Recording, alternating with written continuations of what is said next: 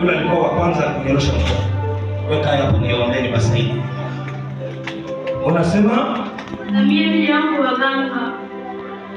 Anasema? Kanga. Alienda kwa waganga. Ulienda je, ni nini ilitokea wewe kule? Naenda kutafuta uzazi. Unatafuta uzazi? Ndio. Kule kwa waganga ni baganga ba miti tu banatuzanaka au alikuwa anatoka na madawa au nini? Mimi ni mganga huyu wa nani wa Bimuti. Mimi ni mganga tu wa nani? Useme tu. Ni mganga tu wa mfumo wa kufanya kitu cha shoma. Wa mfumo. Ndio. Sasa tuanze. Pale ulifika kwake ulimwelezea nini na kufandizia nini na ukapata majibu kali? Ndio mimi nilifika kule anasema kineo unafuata mimi nakiona unatafuta uzazi. Ausema kupata uzazi bado kufanya maseremoni.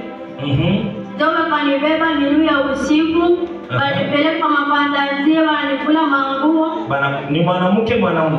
Mwanaume. Tuendelee. Na baada msube isma. Ndio akabeba ile madawa na weka mumai mubase.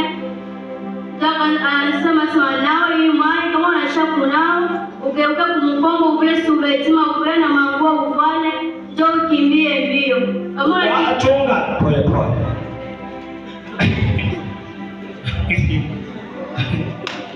Wale wanacheza unapata hapa.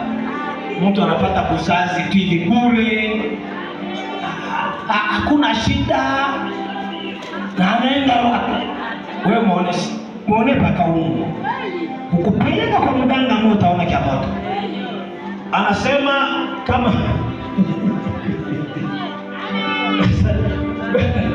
mganga mwenyewe ni mwanaume. Okay. Ni dokta kweli.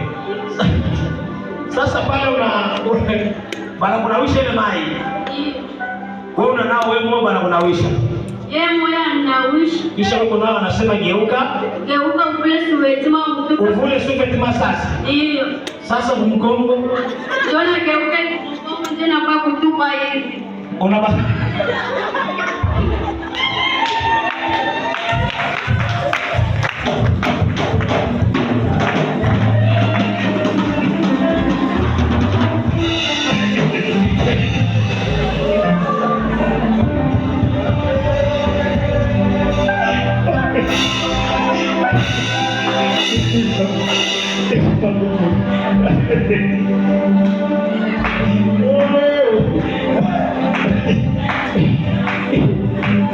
Mungu salama. Amen.